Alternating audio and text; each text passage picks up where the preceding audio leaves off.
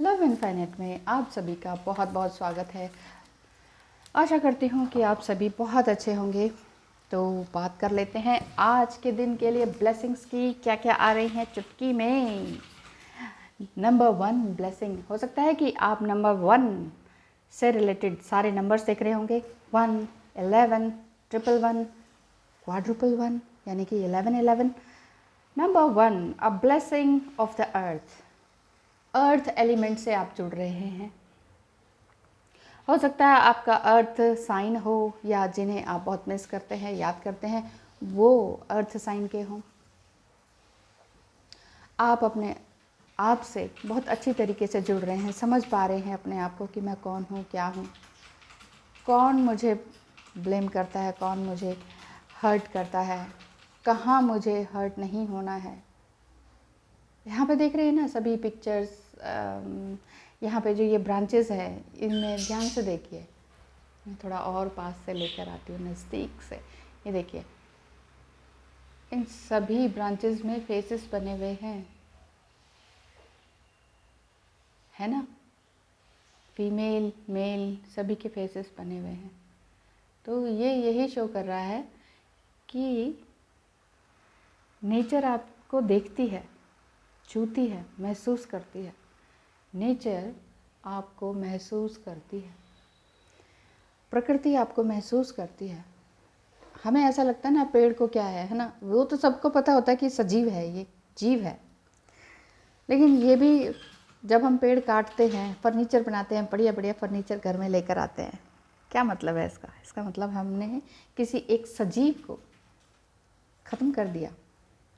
इसीलिए मैं कहती हूँ, आपके घर में फर्नीचर है, डोर है, टेबल है, वार्डरोब है, आपका कुछ भी है, बेड है, वुडन चीज़ें जो भी हैं आपके पास, धन्यवाद ज़रूर करें। क्योंकि हमने जाने अनजाने, हमने चाहे पैसा खर्च किया है, तो पैसा कहाँ से आया है? पैसा भी नेचर से ही आया है। पृथ्वी की गोद को खोद खोद के हमने जो ये सब मेटल्स निकाले हैं, ये जो रत्न निकाले हैं, नोट बनाए हैं, ये सब पृथ्वी से ही है, यहीं से उगा है और यहीं ख़त्म हो जाना है। लेकिन फिर भी इंसान का जो भ्रम है वो जाता नहीं। इसीलिए कहती हूँ कि सभी चीज़ों को, मैं क्या कहती हूँ, बड़े बड़े योगी कह गए हैं, मेरा कुछ मत मानिए, मैं कुछ नहीं हूँ, मैं कोई नहीं हूँ, I am just a soul, just a soul, simple soul. अब बात यह है कि सभी क्या कहते हैं, जो जितने हायर कॉन्शियस बीइंग हैं, उन लोगों ने यही कहा है कि हर चीज़ को धन्यवाद करें। उसका रीज़न यही है, आप टेबल को, आपकी टेबल है, ये कार्ड्स हैं, कहाँ से बने हैं? सब प्रकृति से। पेड़ों को हमने ख़त्म कर करके बनाया है, चाहे हमने इसे पैसों से ख़रीदा है। पैसे भी कहाँ से आए हैं? इन पेड़ों से ही आए हैं, प्रकृति से आए हैं। इनमें जान है, ये हम जानते हैं। लेकिन जब काट काट के सब कुछ बनाते हैं ना डिज़ाइनिंग वे में, तो हम सोचते हैं कि हम सबसे बड़े हैं, देखिए हमारे अंदर क्या टैलेंट है। लेकिन हम किसी एक चीज़ को ख़त्म करते हैं, तब जाके हम कुछ एक चीज़ बना पाते हैं। तो इसीलिए नेचर से जुड़े रहें।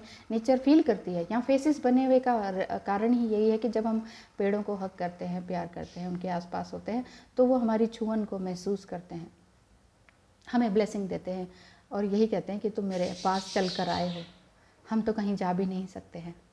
ये सब अपनी अपनी योनियाँ भुगत रहे हैं, जीवित हैं लेकिन खून नहीं है इनके अंदर। काटो तो ये रोते नहीं हैं, आंसू नहीं हैं, लेकिन तकलीफ़ इन्हें भी होती है। स्पाइन नहीं है इनके अंदर हमारे जैसी। हम खुश नसीब हैं कि हमारे पास सब कुछ है। हम देख सकते हैं, हम बोल सकते हैं, हम हंस सकते हैं, हम चल सकते हैं, भाग सकते हैं। ये कुछ नहीं कर सकते। ऐसे ही पशु पक्षी हैं, ये वो चीज़ नहीं कर सकते जो हम कर सकते हैं। इसलिए आज के दिन के लिए ब्लेसिंग यही आ रही है।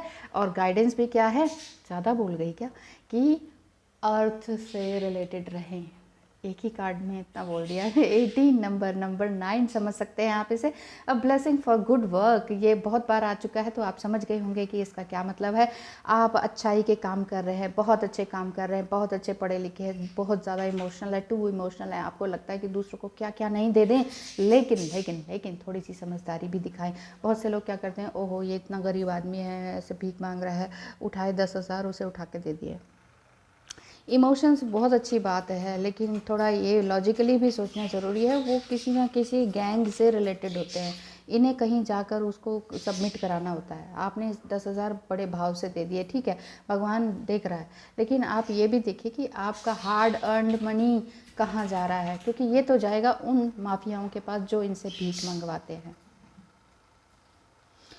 जैसे कि हम लोग, फिर मैं ज़्यादा ही बोल रही हूँ, जैसे थोड़ा सा सुन लीजिए, जैसे कि हम लोग देने नहीं जाते हैं किसी को, भाई आज फुटपाथ के नीचे रहते हैं, चलो भी कंबल दे आते हैं, बेचारे सर्दियों में ऐसे कर रहे हैं, लेकिन नेक्स्ट डे आप उन्हीं के पास जाएंगे उसी जगह। हम तो ऐसा करते हैं ना कि सब जगह कंबल बांट दिए, लेकिन खाना बांट दिया गरम गरम, खाना तो चलिए खा लिया, कंबल बांट दिया, स्वेटर्स बांट दिए, कैप वगैरह बांट दी, लेकिन नेक्स्ट डे क्या होता है, वो वापस उसी शेप में, वैसे ही उसी हालत में आपको मिलेंगे, और ये सालों साल उसी हालत में मिलेंगे, बैगर्स के रूप में, प्लीज़ हमें कुछ दे दो दे दो दे दो, हाथ फैलाना।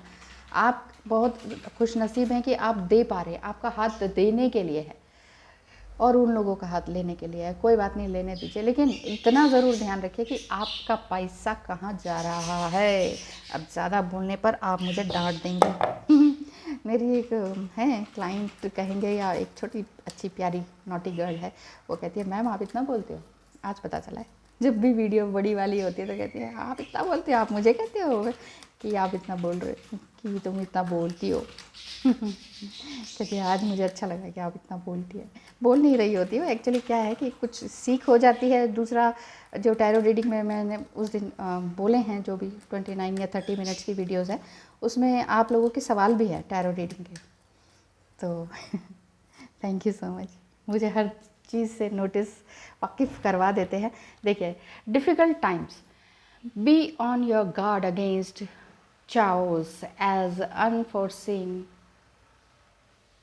perils or emotional upheaval are foretold। चश्मा ही नहीं पहना। देखिए यहाँ पर ये दिख रहा है, बहुत ही बारीक शब्द है, ये लिखा हुआ है कि आप डिफ़िकल्ट टाइम में आपको गार्ड किया जा रहा है। बेसिकली आप ये समझिए, डिफ़िकल्ट टाइम में, बहुत मुश्किल के समय में आपको गार्ड किया जा रहा है। एक ऐसे उठा लिया, 3 कार्ड्स और 2 मोर कार्ड्स, एंजल्स प्लीज़।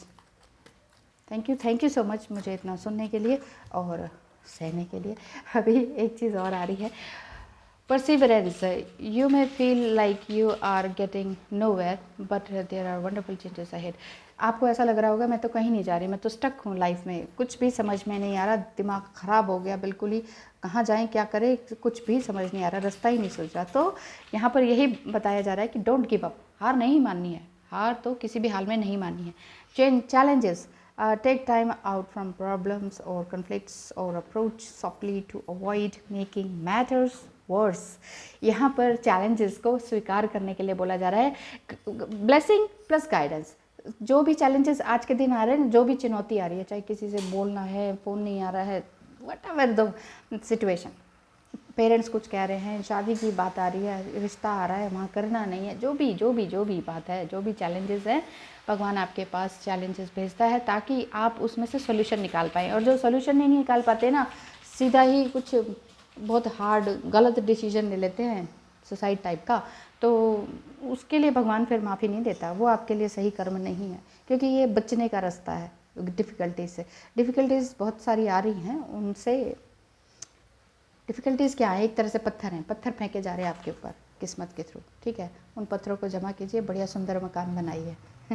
ठीक है, तो डिफ़िकल्ट टाइम में अपना ध्यान रखिए, अपनी पर्सपेक्टिव को चेंज कीजिए, गिव अप नहीं करना है, हार नहीं माननी है, और जितने भी चैलेंजेस आए उन पर पूरी तरीके से फोकस रहना है और उनके आगे घुटने नहीं हारने हैं, टेकने हैं और सोल्यूशन निकालना है। Thank you so much for watching, bye bye.